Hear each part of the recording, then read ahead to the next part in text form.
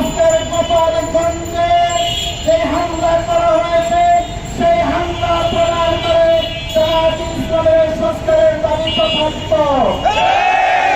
আমরা বলবো যারা নির্বাচন করেন তাদেরকে আমরা বলবো গোপালগঞ্জের হামলা থেকে শিক্ষা সুযোগে রয়েছে, নচেত আগামী দিনে বাংলাদেশের গণতন্ত্র প্রেসিডেন্টের বেদত্তর যেভাবে হুমকি করছেন, যদি সংস্কার না করে নির্বাচন দেওয়া হয় তাহলে নির্বাচন হবে প্রহসনের নির্বাচন।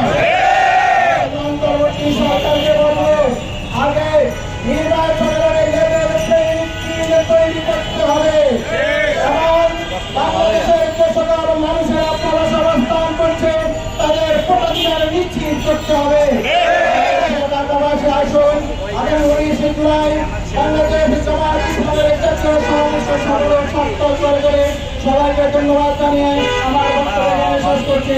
আসসালামু আলাইকুম ওয়া রাহমাতুল্লাহ।